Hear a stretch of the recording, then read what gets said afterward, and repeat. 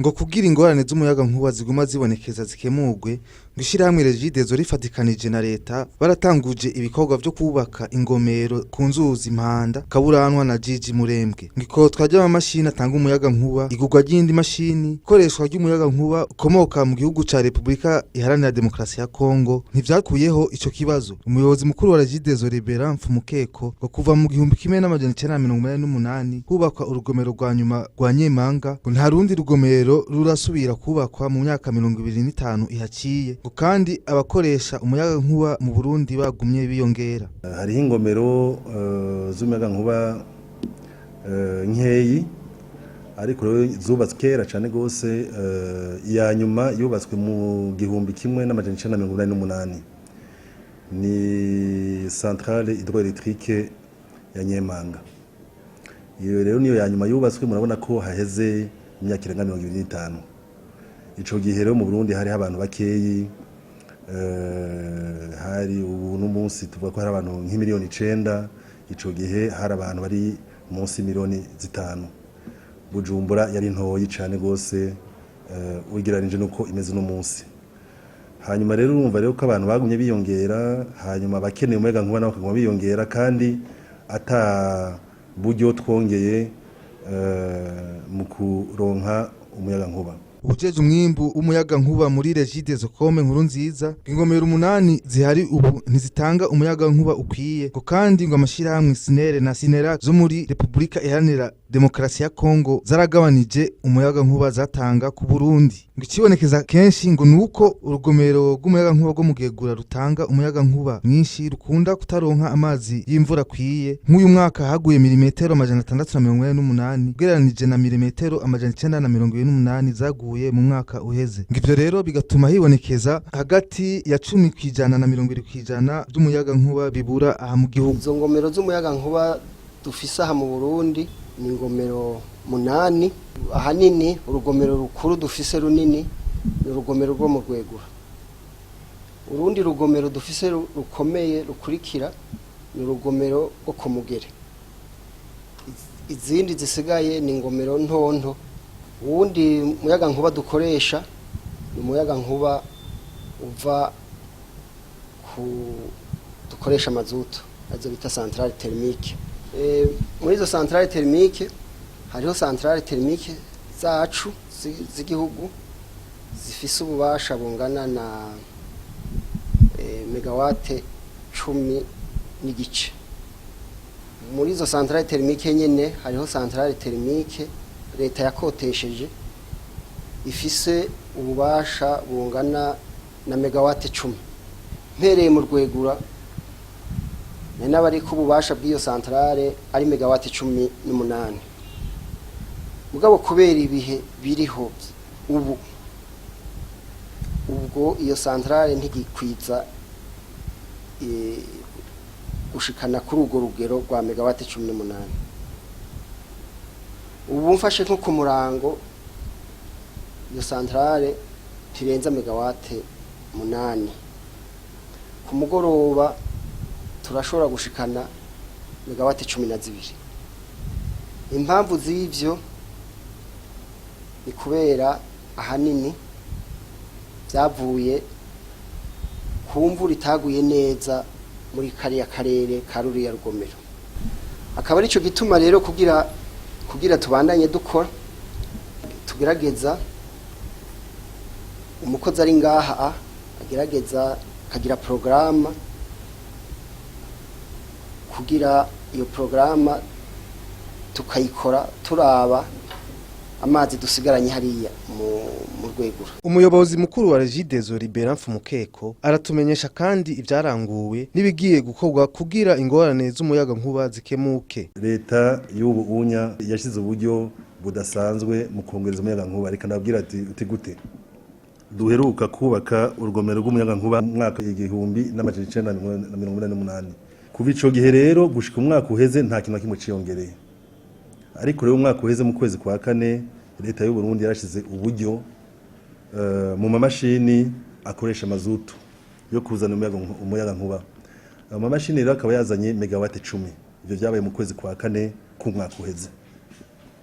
hanyuma abagira neza nabo muri banki mondiale badufata mu mugongo ku buryo mu kwezi k'umunani k'umwaka uheze bace batuzana andi mamashini atanga megawate zitanu. Urumva ko mu mwaka umwe honyene umwaka uheze baduhaye megawate 15, bikaba byatumye twongereza umuyaga nkuba ibice 20% mu mwaka umwe. Ivyo rero ntivyari bwabe, byari maze imyaka 25 bitaba muri iki gihugu. Ariko rero nk'uko nabivuze, abantu bakine umuyaga nkuba bagenda biyongera, nico gituma niyo twongereje nk'izo megawate 15 usanga tubandanya dukura umuyaga nkuba hanze.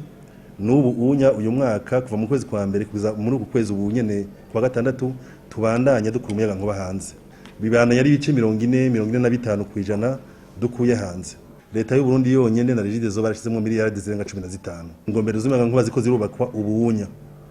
Hariho urugomero rwa Mpanda rukuru rubakwa, hariho urugomero rwa Kaburantwa ubwonya nagwo rwaratanguye, hariho urugomero rwa nyuma ni Jiji Murembwe ahonya abagira neza baduhaye amafaranga muri uyu mwaka zikaba ari miliyoni 271 y'amadolari.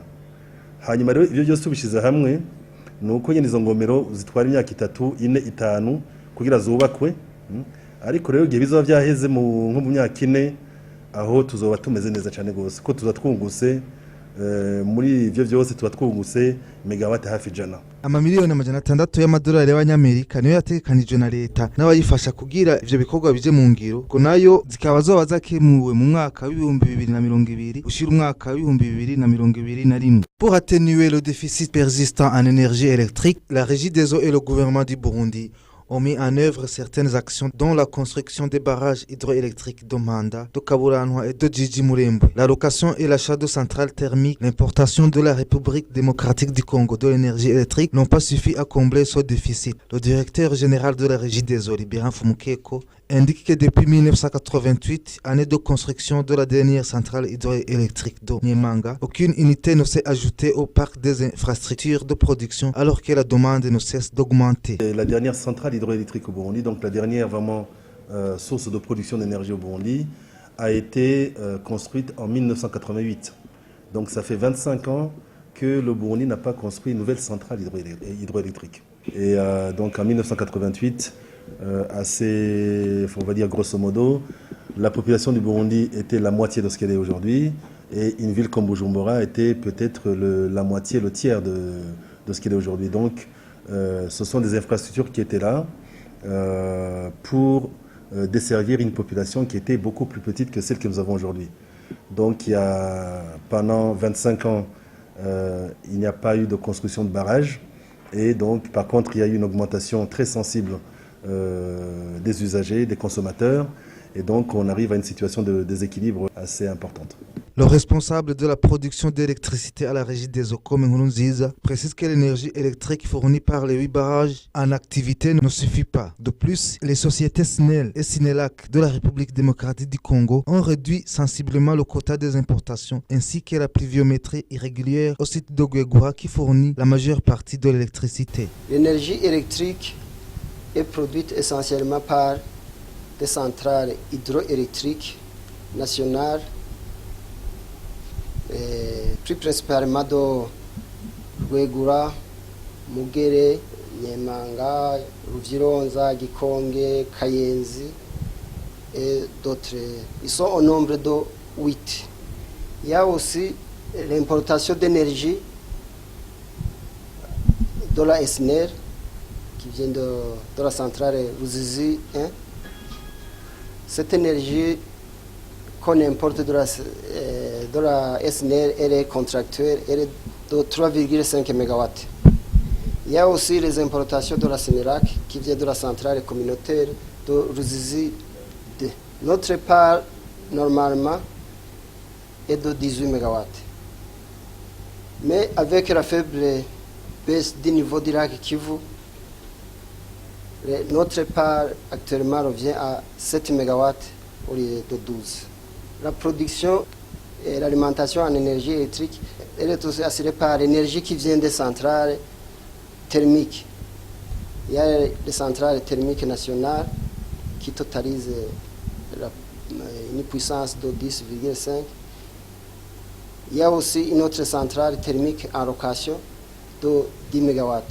pour le cas de Rwegura, la précipitation a été très très faible. La saison sèche a commencé au mois de mars. C'est pour ça que le niveau est trop bas. Ici, l'exploitant d'ici essaie chaque fois d'assurer l'équilibre entre la production et la consommation, ce qui est très difficile actuellement. Pour avoir cet équilibre, chaque fois il y a toujours des fluctuations de la consommation et chaque fois ici l'opérateur avec ce problème de déficit, il y a cet équilibre est très difficile d'assurer, mais il essaie quand même pour éviter l'écoulement général, il essaie d'assurer cet équilibre malgré son déficit. Le directeur général de la Régie des eaux, Libéran Fumukeko, nous parle de ce qui a été accompli et ce qui va être mis en œuvre pour combler ce déficit persistant d'énergie électrique. Des efforts très importants sont en cours de réalisation, grâce à l'apport des bailleurs, mais aussi du gouvernement qui utilise ses moyens et aussi emprunte de l'argent auprès de plusieurs organismes de financement pour pouvoir construire des barrages hydroélectriques. En ce moment, nous avons 3 barrages qui sont en construction, donc, dont les travaux ont déjà débuté. Il s'agit du barrage de Mbanda, qui va apporter 10 MW. Il y a le barrage de Kabu 16, donc sur la rivière Kaburanwa, en province de Cibitoke, qui va apporter 20 MW. Et il y a le barrage de Jiji Mulembwe, qui est en province de Bururi, et qui va apporter 50 MW. En fait, il y a les 3 barrages, donc Manda, Kabu 16, donc Kaburanwa, Jiji Mulembwe, mais il y a aussi des projets régionaux.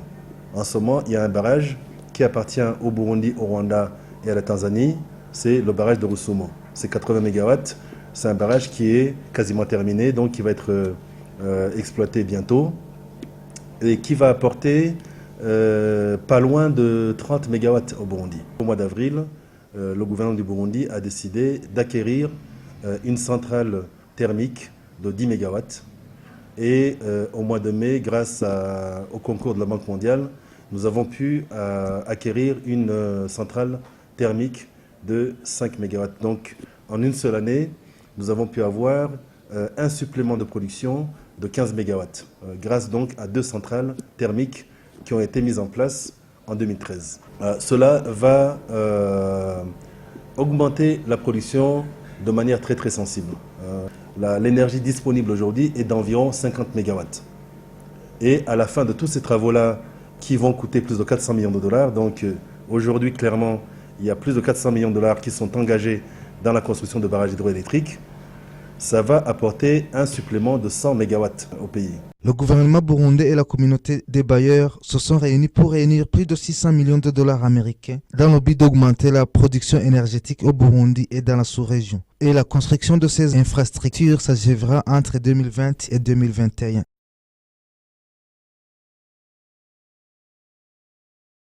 Ego murakoze kumbaza ikibazo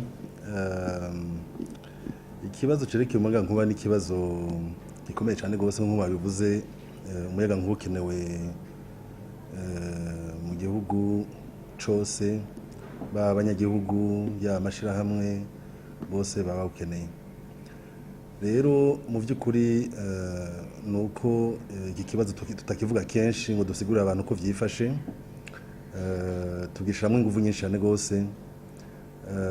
Murazi ngira yuko mwese muzi yuko umuyagankuba dufite muri iki gihugu udakwiye. Hariho ingomero z'umuyagankuba nkeyi, ariko rero zubatswe kera cyane rwose. iya nyuma yubatswe mu 1988 ni centrale hydroélectrique ya Nyemanga. Iyo rero niyo ya nyuma yubatswe, murabona ko haheze imyaka irenga 25. Ico gihe rero mu Burundi hari abantu bakeyi, hari ubu n'umunsi tuvuga ko hari abantu nk'imiliyoni 9. Ico gihe hari abantu bari munsi miliyoni 5. Bujumbura yari ntoyi cyane rwose ugereranije nuko imeze no munsi. hanyuma rero urumva rero ko abantu bagumye biyongera, hanyuma abakeneye umuyaga nkuba nabo bakaguma biyongera kandi ata buryo twongeye mu kuronka umuyaga nkuba. Rero urumva nuko vyifashe nko mu minsi iheze igihe haza bagira neza nka mu Burundi mu kwezi kwa mbere hari abahinga b'abadagi bitwa Fischner bazwi ku isi yose baje barapima neza bararaba umuyaga nkuba twari dufite muri iki gihugu, niho bace batwereka yuko tumaze imyaka kandi n'ubu nya bitarahinduka, igihe cyose tuba dufise ico twita mu Gifaransa deficit, tuba tubuze umuyaga nkuba ungana na megawate 10 kugeza kuri megawate 20. Nko ku murango ngaha mu Burundi tuba tubuze megawate 20, hanyuma mu ijoro ugasanga tubuze megawate 10. Rero kandi ikindi abantu batazi nuko hajya hari umuyaga nkuba mwinshi dukura hanze, nk'ibice 40% by'umuyaga nkuba dukoresha mu Burundi n'umuyaga nkuba dukura hanze, usanga uva muri Kongo no mu Rwanda.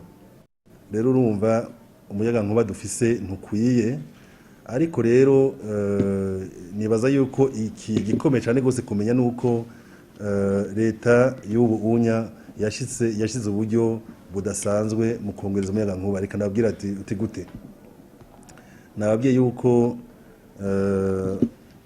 duheruka kubaka urugomero rw'umuyaga nkuba mu mwaka w'igihumbi n'amajana 1988. Kuva ico gihe rero gushika umwaka uheze nta kintu kimwe ciyongereye, ariko rero umwaka uheze mu kwezi kwa kane leta y'u Burundi yarashize uburyo mu mamashini akoresha mazutu yo kuzana umuyaga nkuba. Amamashini rero akaba yazanye megawate 10, ibyo byabaye mu kwezi kwa kane k'umwaka uheze.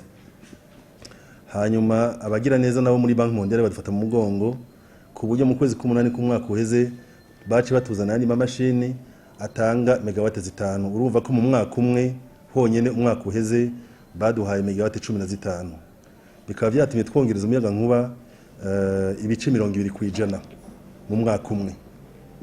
Ivyo rero ntibyari bwabe, byari maze imyaka 25 bitaba muri iki gihugu. Ariko rero nk'uko nabivuze abantu bakine umuyaga nkuba bagenda biyongera, nico gituma niyo twongereje nk'izo megawate 15 usanga tubandanya dukura umuyaga nkuba hanze. N'ubu unya uyu mwaka kuva mu kwezi kwa mbere kuza muri uku kwezi ubu nyene kwa gatandatu tubandanya dukura umuyaga nkuba hanze, bibana yari ibice 40-45% dukuye hanze. Hanyuma rero bigace byitwa yuko urumva nizo nguvu leta yashize muri izo mu kuronka izo megawate 15. Abantu ni bazi megawate ico bivuze, ni mufate nka quartier imwe yahi Bujumbura, quartier nini nka Kamenge canke Kinama canke Kanyosha ikoresha nka megawate imwe. Nababwiye yuko tubuze iminsi yose kwaba tubuze megawate 10 kugeza kuri 20. Murumva yuko tuba tubuze umuyaga nkuba ukwiriye nk'intara ya Bujumbura yose, nk'igisagara cya Bujumbura twaba tubuze iminsi yose. Ni naco gituma rero urumva nk'izo nguvu leta yashize mu muyaga nkuba umwaka uheze mu kuronka izo megawate 15, n'ubu nya leta ibanda nyirabo kuntu yo kongereza nyene yoronka ubundi buryo kugira twongereze kandi umuyaga nkuba. Rero ubunya hariho ibintu byinshi biko birakogwa, nashaka ndamenyeshe yuko kandi nibaza ko benshi muri mwe mubizi yuko ubunya tuko tukoresha amafaranga arenga imiliyoni amajana z'amadolari mu mabaraje amasantrale, donc ingomero z'umuyaga nkuba ziko zirubakwa ubunya. Hariho urugomero rwa Mpanda ruko rurubakwa, hariho urugomero rwa Kaburantwa ubwonya nagwo rwaratanguye, hariho urugomero rwa nyuma ni Jiji Murembwe ahonya abagira neza baduhaye amafaranga muri uyu mwaka zikaba ari miliyoni amajana 271 y'amadolari. Hanyuma rero ibyo byose ubishize hamwe nuko nyene izo ngomero zitwara imyaka 3, 4, 5 kugira zubakwe. Ariko rero igihe bizoba byaheze nko mu myaka 4 aho tuzoba tumeze neza cyane gose ko tuza twunguse muri ivyo byose tuba twunguse megawate hafi 100.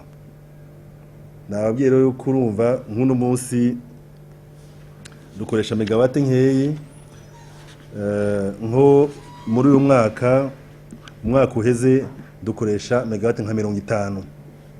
Urumva mu myaka 4 tuzoba dufise byose hamwe nka megawate 150.